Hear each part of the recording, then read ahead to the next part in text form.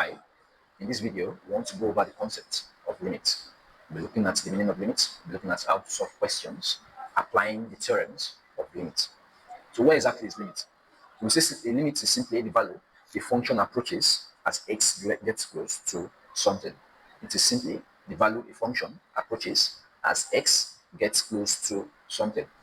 For you to understand what that means, so let's imagine we're given a function f of x. So I'm going to be writing two functions here. So I told that f of x is equal to x minus 4, and then this also x minus 4. And then the second function, I told that f of x is equal to x over x. Now, since we already defined function as the value, the value approaches when x gets close to something. So let's assume that x is actually approaching 4 in this function, and also here x is approaching 4.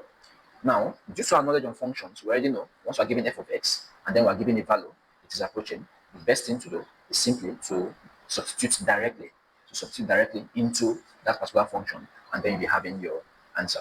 Now, for the second part, it's quite easy. So x, anywhere I see x, I want to write 4. So this becomes 4 over again, 4 over 4, and this will be equal to 1. So it means that the value of this function as x is approaching 4 is equal to 1. That's what this means. But in this first example we've written here, by the time if we try to substitute directly in such a way that we have 4 minus 4 over 4 minus 4. Then 4 minus 4 gives us 0, 4 minus 4 gives us 0. And anything we divide by 0 will always return an undefined value.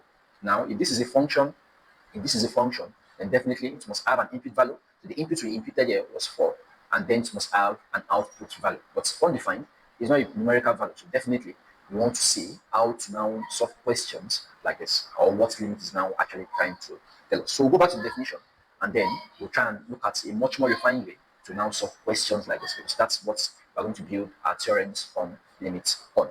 So already we said limit is actually the value a function approaches. That is the value this function, we want this function to approach as it gets close to something. So being undefined is not something we can actually work with. But what if we use a value that is actually close to what's it called? Close to 4. So what are the values that are close to 4? We can try to use 4.01. We can try to use 4.1. That's close to 4. We can try to use 4.00001. We can try to use 4.0000000000001. Or if you don't want to use values that are bigger than 4, you can actually start with 3.9 or 3.99 or 3.99999 or 3.999999999. So you see that if you use any of these two values, any sets of values from this numbers we've written here, then definitely we'll be having a value that is now defined. So why is that so? It means that when x is exactly equal to 4, then definitely this function do not cease to exist. So just think of it like a graph. Think of it like a graph. And then we said, okay, maybe we're doing a straight line graph since they are both linear graphs. So, and then we decide to draw the graph in such a way like this. Then we're not saying that when x is exactly equal to 4, it doesn't exist, or there's no value concerning it. And then we have other values like this. So if this is this is my origin. This place is my origin. So let's assume that this place here. So this is my y value. So this is my x values and stuff. So when we reach this particular point, when x is exactly equal to 4, then this y has no value. But for all other values, so when x is 3, it has a value. You can say when x is 2, it has a value. When x is 5, it has a value. But when x is equal to 4, it doesn't have a value for this first one. So limit is trying to tell us that, okay, if this happens, so however you take a number that is extremely close to what's it called value, and then see if you can deduce an answer from it. So if you use values that are closer to 4, extremely close to 4, you see that this value. So let's use 4.001. So I'm going to be pressing this in my calculator directly. So 4.00001, okay, minus 4 divided by again 4.0. So let me be sure 1, 2, 3, 4. Okay, so 4.00001 minus 4. So you see that our answer is close or exactly equal to 1. So if you can have a value that will be extremely close to that value is approaching, and definitely the values you'll be having will be equal to 1. Now that's it. We can now move on to the theorems of limits.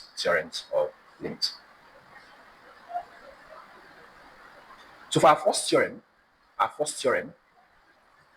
we are told that the limit of c when x approaches a, the limit of c, when x approaches a will be equal to c, provided or where c is a constant. So once we have a constant that is approaching a value, we're now saying that the limit of that constant will be the constant.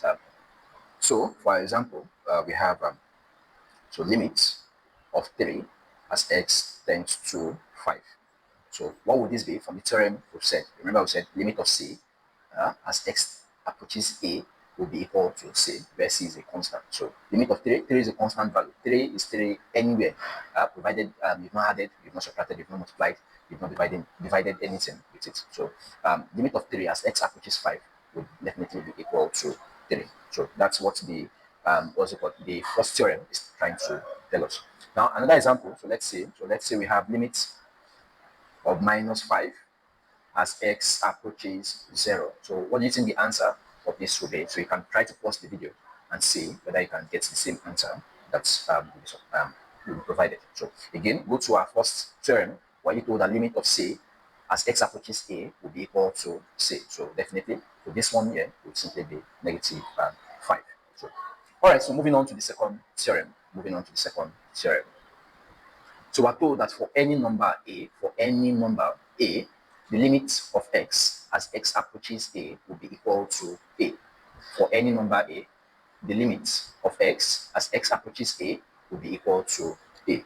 All right, so what does this mean? So let's look at our first example. So let's say we're having the limit of x as x approaches 5. So we're told that, okay, for this one, this will be equal to 5. So you can look at this as a case of just substituting directly, just like the earlier demonstration we had. So when you have an unknown or a variable, and then you're told that that variable is approaching a certain number, then definitely the limit of such variable, when it is approaching that number, will be equal to that number it is approaching. So let's look at another example. So let's say we're told that the limit of x as x is approaching 7. So what do you think the answer of this would be? Definitely, this also would be equal to 7. All right, so let's look at our third theorem, or the third. So the third theorem, the constant multiple rule. But suppose the limit of f of x as x approaches a is equal to L. So this first line is just a way of writing f of x. By saying the limit of f of x, this function, as it approaches a, let's call it L. Then the limit of k dot f of x as x approaches a will simply be equal to k dot L, where k is a constant. Now, I don't want you to be too alarmed about this. So let's just take the example. You see, it's quite easy. Okay, so our first example, let's say we're given the limit of 4x as x approaches 3. Limits of 4x as 4 as x approaches 3. Now remember, so how do we want to write this? Now, there are two ways to do this. There's the easy way. The easy way is just to directly substitute the value of x to be 3, and then our answer will be 12. But since we're trying to look at how to use the theorems to manipulate or to find out how we're arriving at a solution, so we can write this in the way this theorem has been written. So here we have the limits. So I can say 4 times x, okay, as x is approaching 3.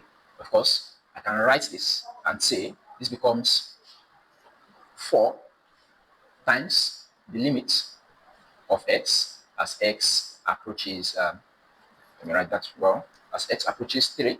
So then this becomes 4 times, so remember the second rule, so for any number, the limit of x as x approaches a should be equal to a. So that means the limit of this x as x approaches 3 should be equal to 3, and this will be equal to 12.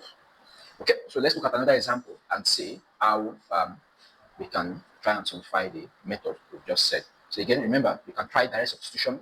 That works. But this time, we're looking at the interpretation of our theorem. So that's why we're going the long process in solving this. So limit of 7x as x approaches 1 over 2. So again, what do we do here?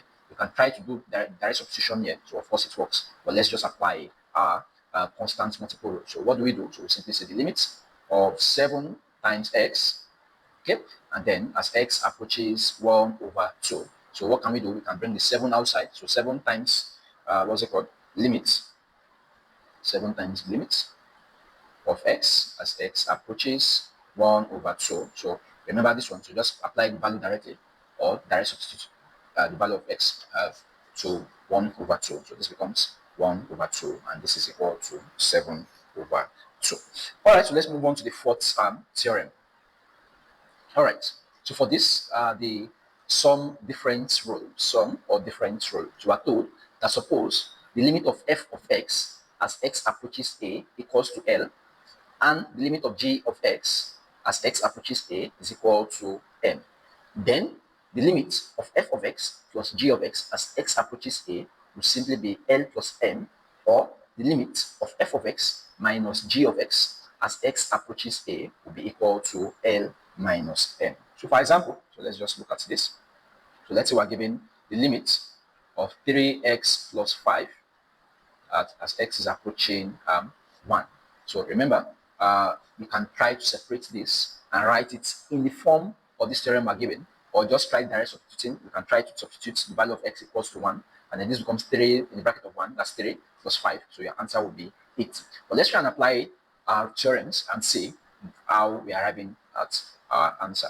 So this, the same thing as saying the limit 3x as x approaches 1 plus the limit of 5 as x approaches 1 also. So what we've had, or what we have here, remember, limit of f of x plus g of x, so will simply be L plus m.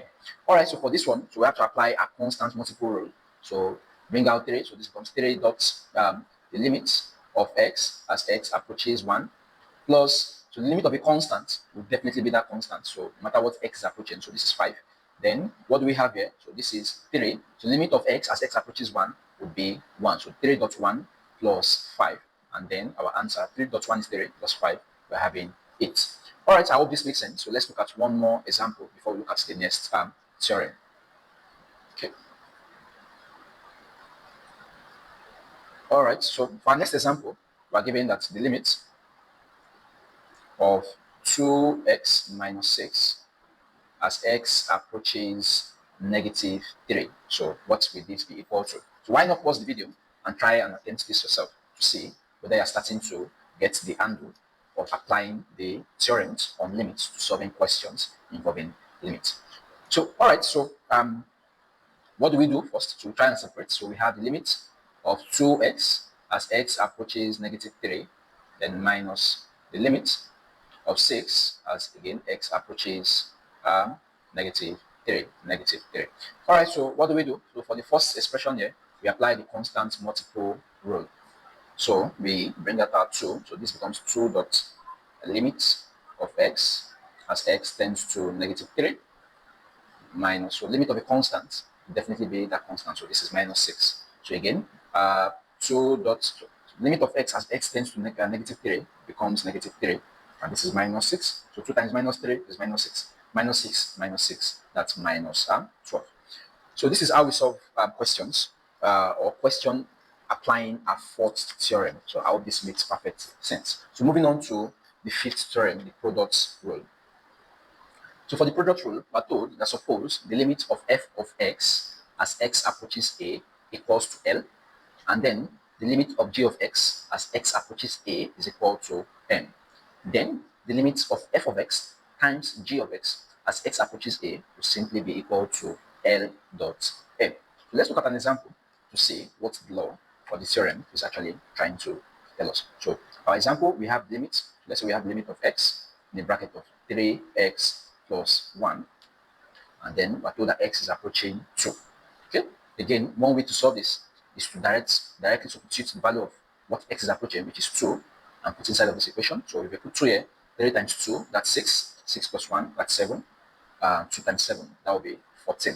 But let's see how we can apply the product rule to solving this question on limits. So first thing first, we can try to separate these two and say the limit of x as x approaches 2.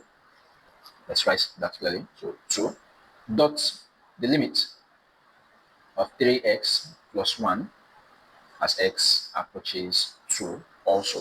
So now, what do we want to do? The limit of x as x approaches 2. So already we know this will be equal to 2 from our third rule, the constant multiple rule. Or the second rule rather, so for any value of x, if x is approaching a, the limit of x as x approaches a will simply be a. So that's where we got this from. Then dot For this one, we can still split. So remember, this is same as saying, we can use our second rule. So limit of 3x as x approaches 2 plus the limit of 1 as x approaches 2. Okay, so this one becomes 2 dot, this is a product of constant multiple rule, so bring 3 outside. So 3 dot limit of x as x approaches 2, okay, then plus the limit of 1 as x approaches 2 will be equal to 1. So finally, 2, so limit of x as x approaches 2 would be 2. So let's just write that 2 dot 3 dot 2, then plus 1. All right, so 2 times 3, that's 6. 6 times 2 is 12. Okay, and then, this will be equal to 14. So 2 times 3 times 2. So there should be a bracket here, So should be a bracket here. So remember, you have to solve directly as the question has stated. This is x in bracket of 3x plus 1. So you don't want to make any error. So 3 times 2, that's 6. 6 plus 1, 7. 2 times 7. So that will give us 14. So how this makes perfect sense. All right, so let's move on to our sixth rule, the quotient rule. So for the quotient rule, we're told that suppose the limit of f of x equals L and the limit of g of x equals m, as x is approaching a, of course. So let's come again. Suppose the limit of f of x as x approaches a rather is equal to L, and the limit of g of x as x approaches a equal to m. Then the limit of f of x over g of x as x approaches a will be equal to L over m. So provided m is not equal to 0. So when m is equal to 0, then direct substitution won't work. You either have to rationalize or factorize. But we'll take questions like that anyway, so that we can see what we do when we encounter problems like that. So let's see our first example. So let's look at our first example underneath the quotient rule. So let's say we're given the limit of a function, limit of x over 2 as x approaches 5.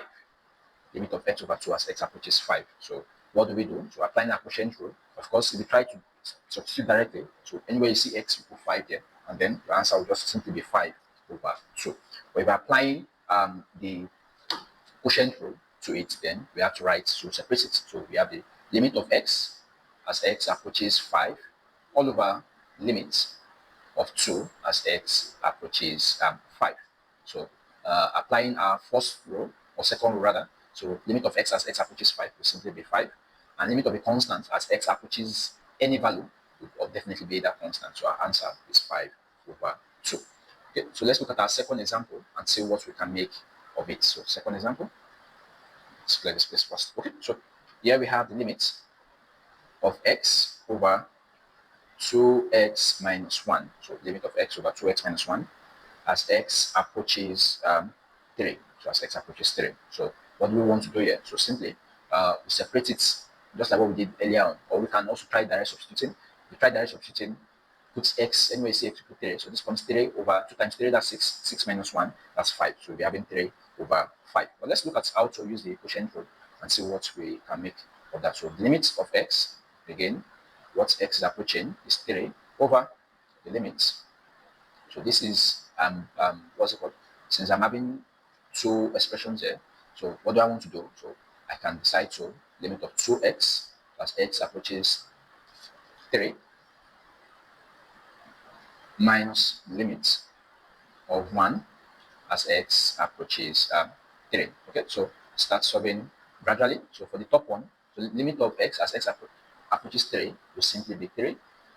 For this one, I can bring my 2 outside to say 2 dot limit of x as x approaches 3, then minus the limit of a constant as x approaches another constant will simply be what's it called? Okay, so I wrote 2 minus. So let me try and clean this one. So minus here, so it should be 1.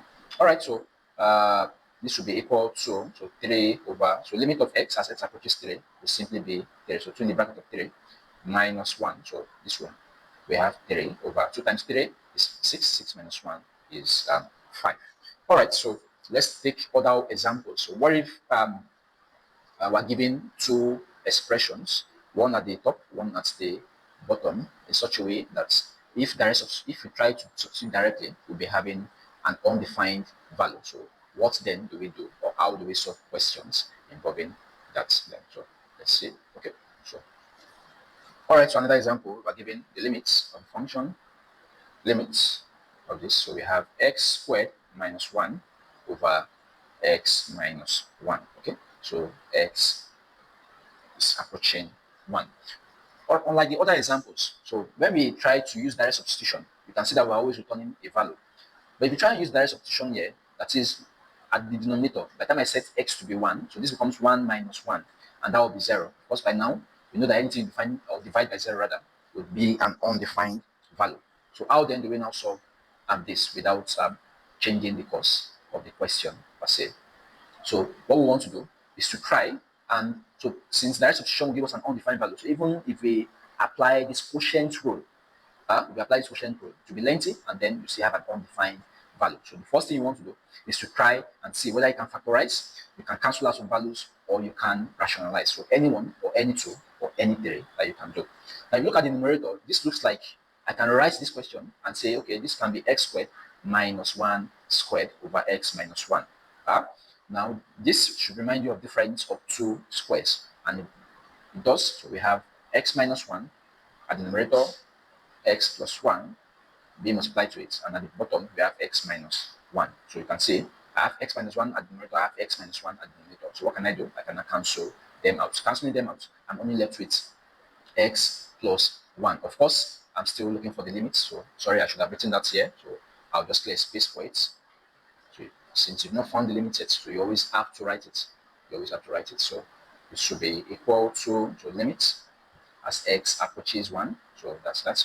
So for this one, limit as x approaches 1. Okay, so of x plus 1, so because that's the only expression I'm having here after cancelling out this thing. So then I can apply my any of my rules or theorems. So what do I do now? So you can try direct substituting. So you put 1 here, so it becomes 1 plus 1, and then that will be equal to 2. If we're using our theorem, then we have the limit of x as x approaches 1 plus the limit of 1 as x approaches 1. So limit of x as x approaches 1 simply the 1. Limit of the constant 1 as x approaches 1 also is 1, and then this is equal to 2. So I hope this makes sense. So let's try and give you one example, so you can use that to practice and see whether it's quite clear. Okay. Now for the last example, which you should do yourself, so try and pause the video and see how well you understand this concept. So x squared minus 4, and then here we're having x plus 2. Okay, so as x tends towards or approaches minus 2. So when you see something like this, what do you want to do? So you can pause the video now and try to attempt it. All right, so if what you've done is to try to substitute the value of minus 2 into where you're seeing x at first, then you've done the correct thing. But if you do that, by the time you have okay, so here we have minus 2 squared minus 4 minus 2 plus 2. So you see that minus 2 squared, that's plus 4. So 4 minus 4, that's 0. And then this is 0. And then this is an undefined expression. So undefined. So definitely, this is not how I want to find the limit of this particular value. So what do you want to do? So since this doesn't work, then you want to try to factorize. So see whether you can factorize any of the expressions. So if there's anything you can factorize it, why not try factorizing? Then after factorizing, you can cancel out the unwanted value and then try and find your limit. All right, so if we try to factorize, so how do we write x squared minus 4 without changing the course of this question? So I can write it as my limit, again, x squared, this becomes minus 2 squared all over x plus 2 as x approaches negative 2. So you can see the difference of 2 squares, so definitely we can write it as the limit as x approaches negative 2. So this becomes x minus 2, x plus 2, okay, everything divided by x plus 2. So you can see I have x plus 2 at the denominator, x plus 2 at the numerator. So what can I do? Cancel and cancel. So my limit has reduced to x approaching minus 2, so of x minus 2. Because we can try and put the value minus 2 here, and then we'll be having the negative 4. Or we can apply a theorem, and applying a theorem, we would have limits of x as x approaches minus 2 minus the limit of 2 rather as x approaches minus 2 also. So what do we have here? Limit of x as x approaches minus 2 becomes minus 2. The limit of any constant is still that same constant, no matter what it's approaching, except it's approaching infinity, of course. So, and this is negative 4. So this is how we solve questions on quotient rule, no matter what it is you are given. Of course, there are some questions that might be much more complex like than this. So, but if you can factorize, try factorizing. If you can rationalize, try rationalizing, and cancel out the unwanted value that you don't want. So, and then you see that you'll be having the answers that you should be getting. All right, so we move on to our seventh rule. Our seventh rule now. So moving on to our seventh rule. So we're given that the limit of f of x to the power of p as x approaches a will be equal to the limit of f of x as x approaches a, everything to the power of p. So what does this mean? So this is actually pretty basic. So let's just look at our example. So let's say we're given the limit of x to the power of 3 as x is approaching 2. So here, what are we saying, or what are we trying to say? So it's simply, you can see that the power is applying to only x. But here we're now saying that we can now write it and write everything in such a way that the power would now be to everything, including the limit. Of course, okay, so now this can be written as so limit of x as x approaches 2 will simply be 2, and then 2 to the power of 3, so that will be equal to 8. So you can see pretty basic, like I said. Okay, so let's look at one other example before we move on to the next theorem. So let's say we're given the limit x squared, sorry about that, x squared minus 2x plus 1, okay, as x approaches 3. Okay, so limit x squared minus 2x plus 1 as x approaches 3. All right, so for this, what do we want to do? Again, we want to apply all the rules we've done so far, so or most of the rules we've done so far. So for this one, we apply the power rule. So this becomes limit x squared as x approaches 3. So put everything here in brackets. So always use parentheses. So sorry, I've already used the square inside here, so you can just bring it outside too. So it doesn't matter. Okay, so x here, and then this is squared, then minus, so of course this will be 2 times the limit of x as x approaches 3.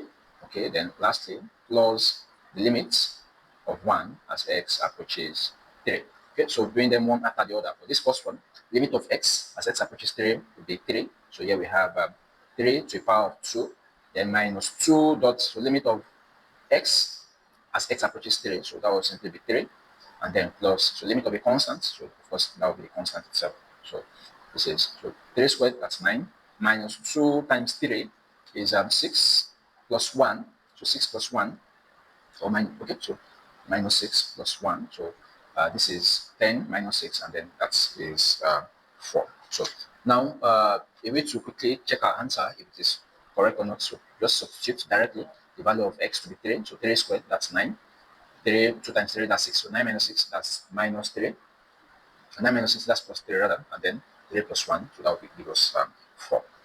Okay, so I'm gradually approaching the end of the video, so we have just 2 theorems left, so we'll be looking at the 8th theorem now, for the 8th theorem. Okay, so for this, the radical root rule, so we're being told that the limit of root x as x approaches a will be equal to the root of limit of x as x approaches a. Okay, so what does this mean?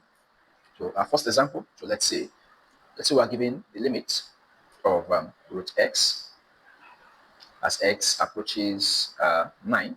So how can we write this, or how can we find the limit of this? So simply by saying, write everything now in the root. So limit of 9, what did I write? So I should have written x instead, sorry about that. So limit of x as then x approaches 9. So first, limit of x as x approaches 9 will be 9, and then the root of 9 is equal to 3.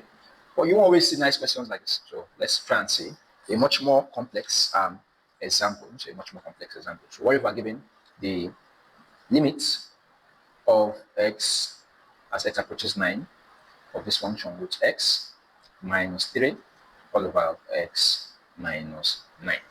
Wow. All right. So for this question now, what can we say, or what can we see here?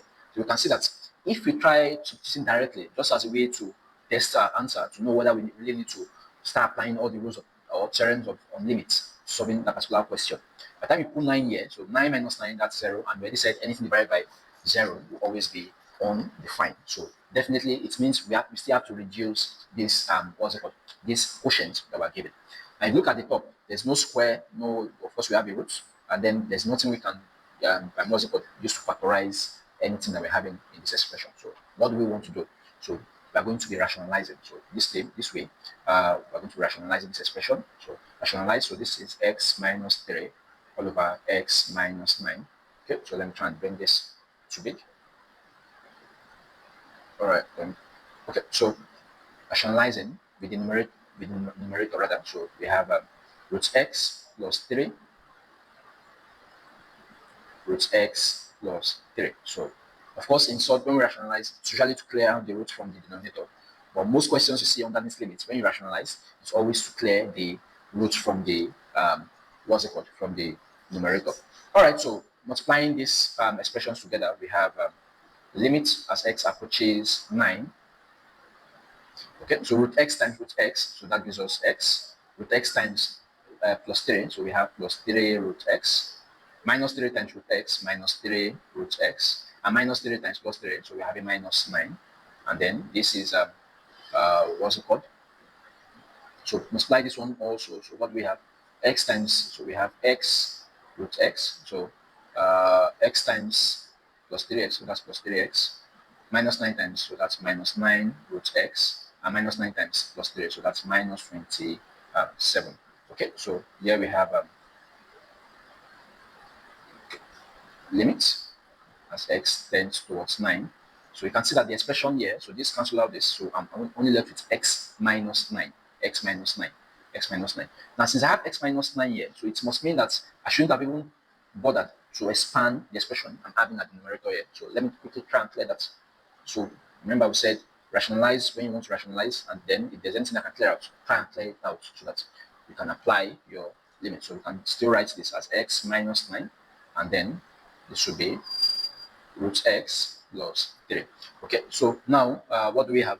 Now putting the 9, okay, so x minus 9, this is x minus 9. So x minus 9 can cancel out x minus 9. So my what I'll have at the numerator will simply be 1 over, so this is what's it called, root x plus 3. Now you can now start what's it called, putting in the value of 9 by either direct substituting or using a radical root. So I'm going to be clearing the expression I'm having here so we can have more room to work.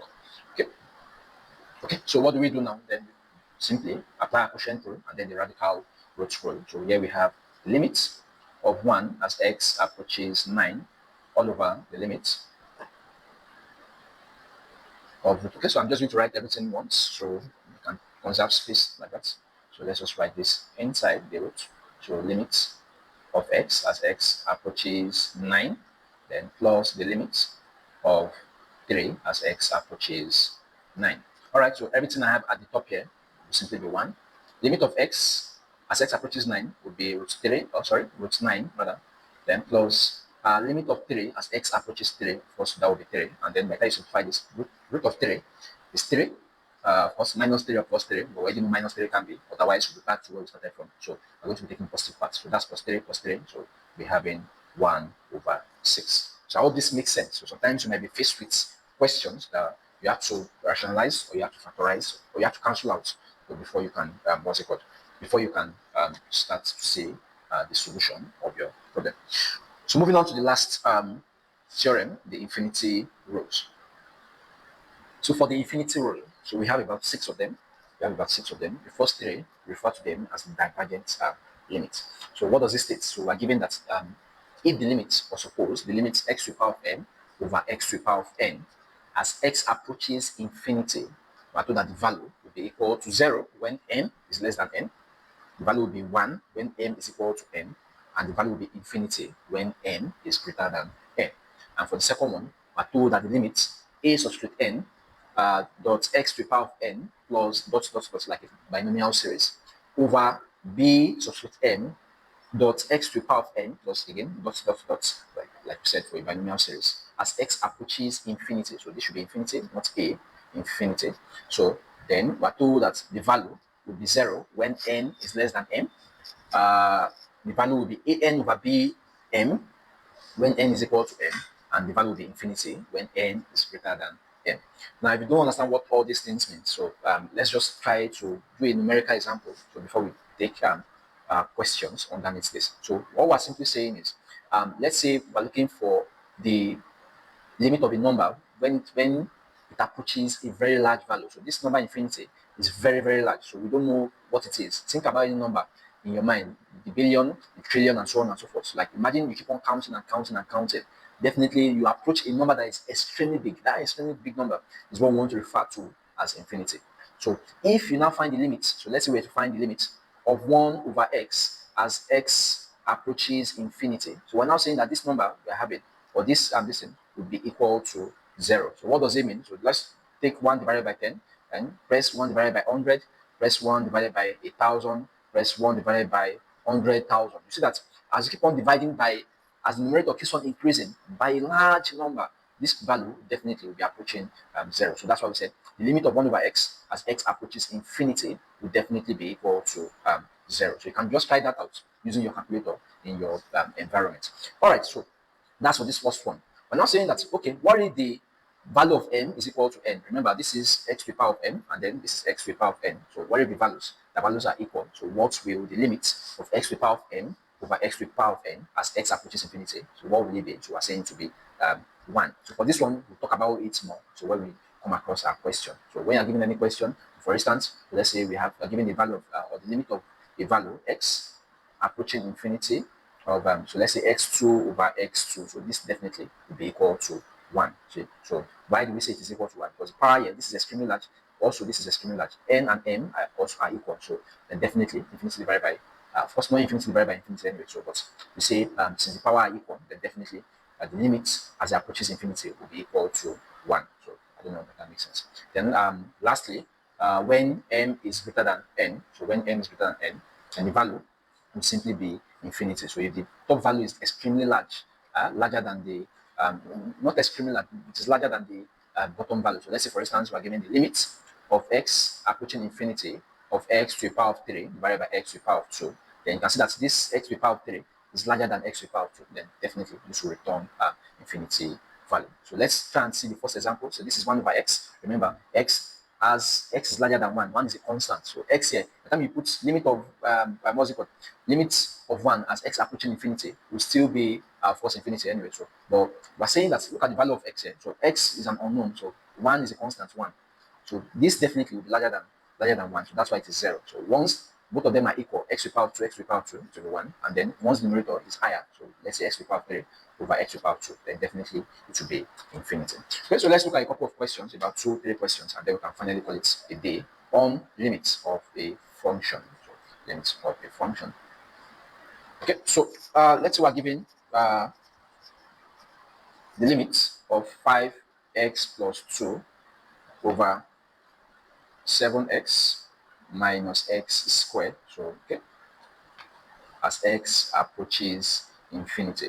So as x approaches infinity. So what do we want to do here? Again, if we want to try direct substituting, so the fastest way to solve this is to look at the numerator and the denominator, which one has the highest power, and see that the highest power of x here is 1, while the highest power of x here is 2. So we can simply cancel out all other values. That's if we're substituting, if what's it called? If we decide to substitute directly. So here it will be the same thing as just saying 1 over x2. Okay, of course this will be the limit. The limit of x or of x as they approach infinity of 1 over x to the power of 2. So and then we can just substitute the value inside it. Of course, this will be equal to 0. So this is one way to solve questions like this. Look at the highest power. If the highest power is at the denominator, then you already know that the limit, after looking for the limit, it will always be equal to 0. If the highest power is at the numerator, then definitely it will return infinity. If the power is the same, if they have equal powers, then the limit of that value will be equal to 1. But let's look at how we can use the theorem itself, and then we can see what we are doing. You can see how to solve questions involving this. Okay, so now for this one, of course, we applied all our theorems, so we can say the limit 5x as x approaches infinity, okay, plus the limit of 2 as x approaches infinity, okay, divided by, again, limit of 7x as x approaches infinity, okay, then minus the limit of x squared as x approaches infinity. All right, Now, merely looking at it this way, there's nothing we can do. We need to remember we said the limit of 1 over x as x approaches infinity would be 0. So we want to write everything here in this format. So is there a way we can write everything in this format without changing the course of this equation? So we just try and divide by the highest power we can say in this question. So dividing by the highest power is x to the power of 2. So divide this by x to the power of 2. What do we have? So we have limit of 5. So this becomes 5 over x now. So again, as x approaches infinity, plus, so this one becomes, so limit of 2 over x squared as x approaches infinity. Okay, so I'm done with the numerator. So then come here. So this becomes, again, so limit of, what do we have here? So 7 over x as x approaches infinity. Let me write that properly. Then, lastly, minus, so you can see x squared divided by x squared, we have 1. So minus the limit of 1 as x approaches infinity. So limit of 1 as x approaches infinity. So the using this expression we have here, so let's start with this. So limit, so this becomes 5 times the limit of 1 over x as x approaches infinity plus the limit, or 2 dot the limit 1 over x dot 1 over x as x approaches infinity. Okay, well, here we have 7 dot the limit of 1 over x as x approaches infinity. Okay, minus, so the limit of 1 as x approaches infinity. Okay, so when they said limit of 1 over x as x approaches infinity is 0. So if this is 0, 5 times 0, that gives us 0. Okay, 1 over x, 0. This limit 1 over x also 0. So 0 times 0, 0 times 2, 0. So we have 0 plus 0. This also 0. The limit of a constant when x approaches any value, when you say to be that same constant. So here we have 0 over -1, and then the answer will be equal to 0, just like what we said before we start. So after looking at the power, so if the highest power is at the denominator, then the limit, if x is approaching infinity, would always be equal to 0.